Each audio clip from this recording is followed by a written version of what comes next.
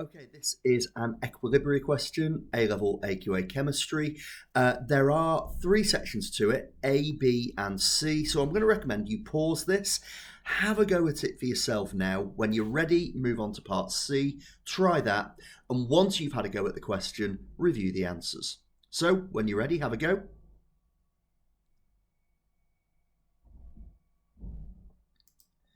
And now have a go at part C.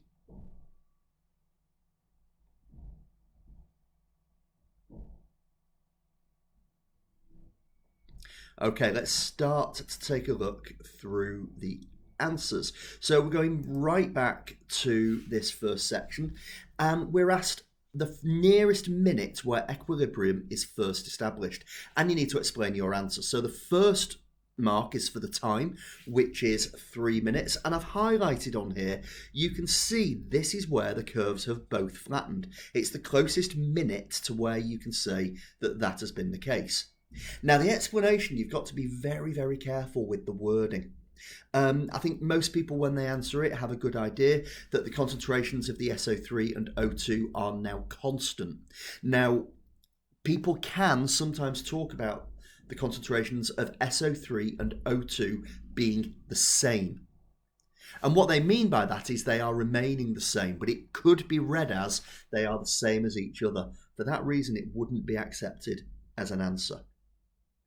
Okay, for part B, we are sketching the graph above showing how the concentration of sulfur dioxide changes over those 6 minutes. And there's 2 marks available. The first mark is for correctly identifying that SO2 is a product and therefore we start with none of it. So the line must start at the origin. The second mark is for identifying what concentration it will finish at. And you've got to use your mole ratios here. For every 1 mole of O2 you make, you'll make 2 moles of SO2.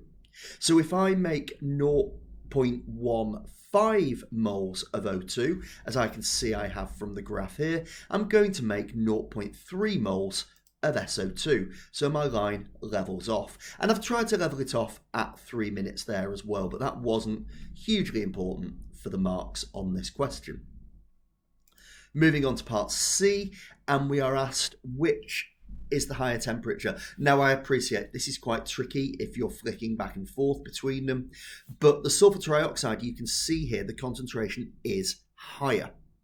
So we're looking at what would make it higher. And the correct answer that I'm hoping you got to is that the higher temperature is T2. Now you don't get a mark for that. The 2 marks are for the explanation. And it's the idea that the equilibrium has shifted to the right-hand side. There are more products. There's a higher concentration of products. So that tells us the equilibrium has shifted to the right. Now, it's shifting to oppose the increase in temperature. And I've brought the equation back here so we can see it. The forward reaction is endothermic. So you are going to increase the temperature to favour the endothermic reaction.